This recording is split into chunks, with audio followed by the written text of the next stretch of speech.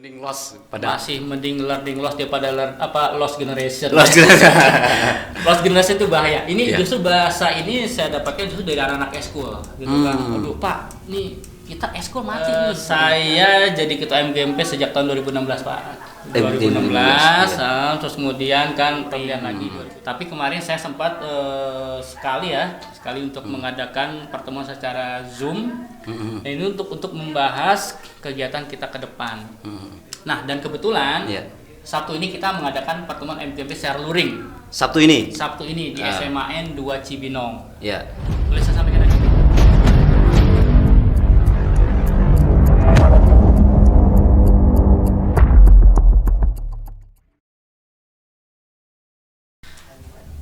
Assalamualaikum warahmatullahi wabarakatuh. Bersama saya Dwiyoso Nugroho di SPM Radio 107,7 FM. Suara Pendidikan Merdeka SMA Negeri 1 Cijeruk. Pada edisi bincang-bincang kali ini, di samping saya sudah hadir Pak Bambang. Pak Bambang ini adalah Ketua MGMP PKN, Pak ya. Oke. Baik, rekan-rekan SPM Radio, kita akan ngobrol nih lebih jauh dengan Pak Bambang terkait dengan MGMP PKN. Namun sebelumnya Pak, mohon izin Bapak untuk memperkenalkan diri ke teman-teman SPM Radio. Enggak Pak? Siap. Makasih Pak Dwiyoso ya. Diberi kesempatan nih hadir ke Cijeruk. Ini luar biasa. Perjalanan yang menurut saya menyenangkan ya. Disambut dengan keberkahan air hujan.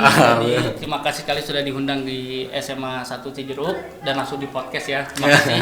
Baik, seputar MGMP saya memperkenalkan diri saya dulu. Nama saya Bambang Aribowo. Saya dari SMA 1 Rumpin Pak ya. Rumpin. Di SMA 1 Rumpin. Ya tracknya juga sama lah dengan SMA 1 Cijeruk, lumayan berliku-liku.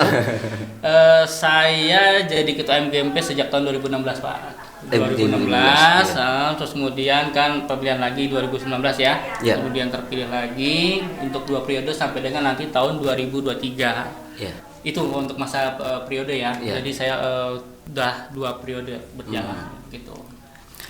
Bapak, MGMP PKN. Ini saya sering dengar ini karena saya dengar dari rekan-rekan guru PKN di sini ini kegiatannya banyak katanya.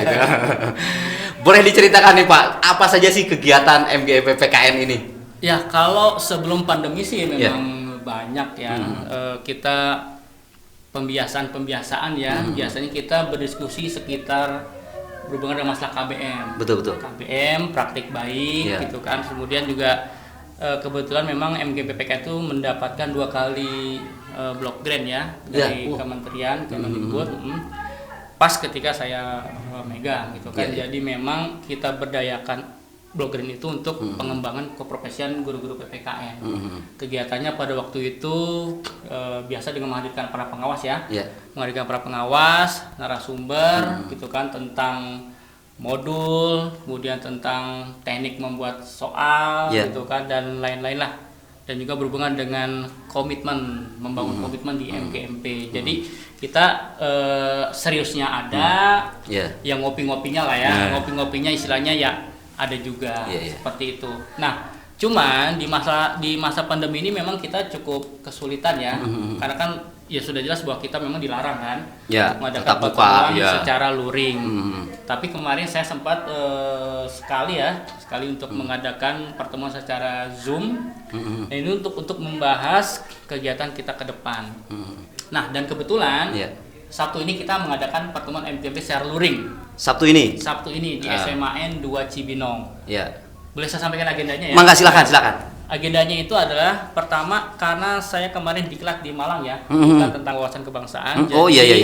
Saya akan melaksanakan diseminasi tentang wawasan kebangsaan. Ya untuk ya teman-teman biar juga tahu lah. Saya daftar juga Pak, tapi nggak lulus.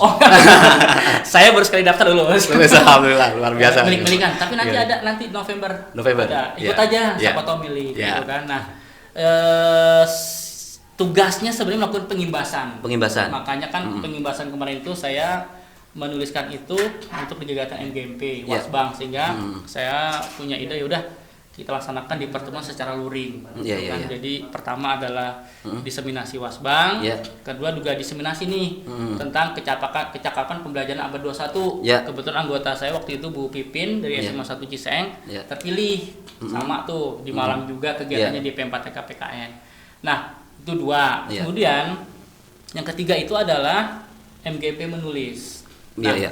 MGP menulis itu sebenarnya bagian pengimbasan juga dari kemarin di Kati Malang. Jadi karena saya menuliskan bahwa MGP juga harus bisa menulis dong, gitu Iya. kan? Iya, Dan iya. kok bisa Kegiatan membuat literasi itu ya? Literasi. Iya. Kok bisa juga harus membuat buku lah. Betul. Buku hasil karya dari MGMP. Betul.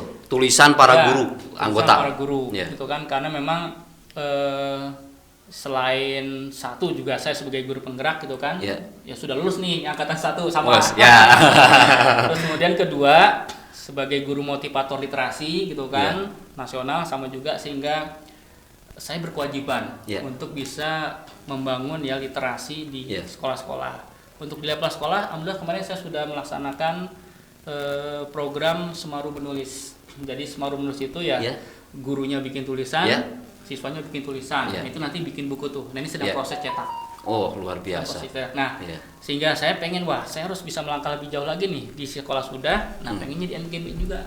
Iya. Malah kalau untuk buku, ya saya termasuk jadi inisiator Iya. terbitnya kumpulan buku antologi konstitusi di Forum Komunikasi Guru PPKN tingkat provinsi. Luar biasa. Udah ada bukunya tuh. Udah ada bukunya. Udah ada. Bisa di-share Pak ke Cijeruk gitu Wah, boleh, untuk boleh. nambah koleksi di Oh, perpustakaan. boleh.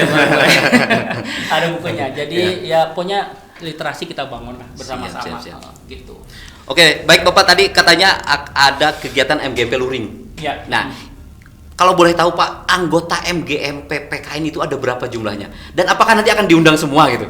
Ya, kalau di keanggotaan ya di SIM PKB itu lebih dari 150. 150. Nah, Berarti sekolah negeri swasta itu negeri ya. swasta, betul. Dan Dan itu, satu sekolah juga bisa terdiri dari 3 ya, atau mungkin lebih guru Ah. ya.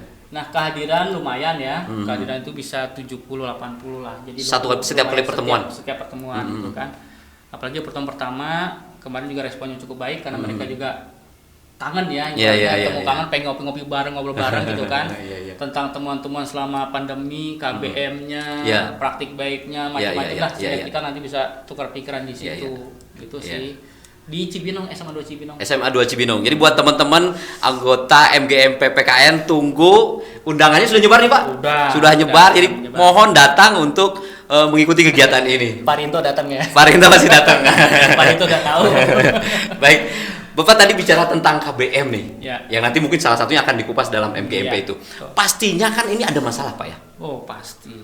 Kita menyesuaikan pembelajaran di masa pandemi yang harus luring, gitu. daring. Kemudian sekarang PTMT terbatas. Betul. Kira-kira Pak, mungkin kendala yang Bapak hadapi atau nanti mungkin solusi nih buat teman-teman, Iya. entah itu teman-teman MGMP PKN atau teman-teman guru yang lain nih. Ya, memang gini ya, namanya daring ya. Ya. Di masa pandemi memang tentu sebagai seorang guru itu adalah situasi yang sangat tidak mengenakan. Ya. Jadi ibaratnya dengan banyak keterbatasan sehingga Ya.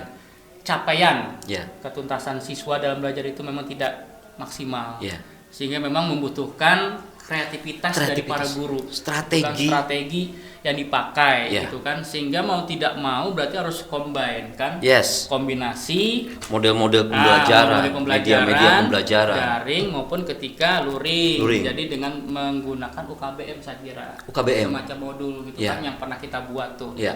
Jadi bagi yang tidak bisa melaksanakan daring ya kemarin Siap. itu, mereka ya mau nggak mau harus datang ke sekolah. Ya. Kita sediakan UKBM-nya, unit kerjanya kan untuk mereka kerjakan di rumah. Kita kasih batasan waktu untuk mereka mengumpulkan via wali kelas. Ya, wali kelas. Tuh, itu sih yang mudah-mudahan bisa efektif ya. Ya, Soalnya ya. memang dengan kondisi daring ini ya akan tidak bisa efektif gitu kan. Ya, ya. Sehingga ya pintar-pintarnya kita sebagai guru deh, sekreatif mungkin untuk bisa membuat ya pembelajaran bisa diterima, Ya. anak-anak juga merasa nyaman, anak-anak juga tidak merasa terbebani, Ya. seperti itu.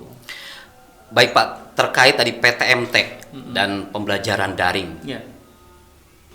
para pakar pendidikan atau kritikus pendidikan lah, itu mengatakan ini sekarang ini kita sedang mengalami learning loss ya, saja kerennya itu learning loss lah gitu ya. Benar. Nah, kira-kira menurut Bapak bagaimana menanggapi ini Pak nih? Learning loss pada Masih mending learning loss daripada lost generation. loss generation. Lost generation itu bahaya. Ini Iya. justru bahasa ini saya dapatkan justru dari anak-anak eskul gitu kan. Aduh Pak, nih kita eskul mati nih, gak ada kegiatan nih Betul, kan. Kita lost generation loh Pak. Betul. Wah, saya mikir juga nih, wah ya benar juga gitu kan. Jadi bukan hanya sekedar lost learning, tapi ya untuk ranah kecilnya misalkan eskul itu yang lost generation. Mereka nggak ada Betul, penerus. betul. Iya kan? Betul. Coba bayangin nanti Bapak buka di sini kan, Iya. eskul buka kembali. Coba siapa? Nggak ada seniornya. Itu Kita mulai lagi dari awal. Iya kan, itu lost generation. Betul. Meskipun memang kalau di sekolah itu belum ada ya, belum terjadi lost generation, tapi yang terjadi adalah lost learning gitu Lost kan. learning. Jadi yang paling penting sebenarnya gini, pembelajaran bermakna nih harus kita kedepankan nih. Pembelajaran bermakna. Pembelajaran bermakna. Jadi bermakna dan menyenangkan. Nah, ini yang saya dapatkan kemarin ketika di kelas Bang. Oh gitu. Jadi dalam situasi seperti kita ini ya harus bisa menciptakan pembelajaran yang menyenangkan. Menyenangkan dan bermakna. Nah, dengan cara apa ya? Ya silakan, kan konten-konten kreatif kita bisa ambil tuh di YouTube banyak kan. Betul. Referensi aja. Ya. Pengembangannya nanti dari kita gitu. Ya. Dari kita gitu kan. Nah, ketika luring sekarang ya sudah, berarti kita harus bisa menciptakan situasi di kelas yang wah, anak dengan keterbatasan waktu ya kan Betul. jumlah jam dikurangin kan. Dikurangi. Ah, itu udah gimana caranya nih? Anak senang, materi juga dapet. Ya. Gitu kan. Betul. Nah, contoh tadi saya sudah terapkan di SMA Cijeruk tadi nih. Iya, iya, Nah, iya. di saat LDKS, LDKS. ya. LDKS, nah itu sudah saya terapkan pembelajaran yang menyenangkan dan bermakna. Iya. Nah, nanti Bapak tanya tuh. Bagaimana? Tadi Pak Bomong gimana tuh? Oke, nanti saya tanya Pak. Iya. Baik, saya masih mau menggali tentang learning loss ini Pak.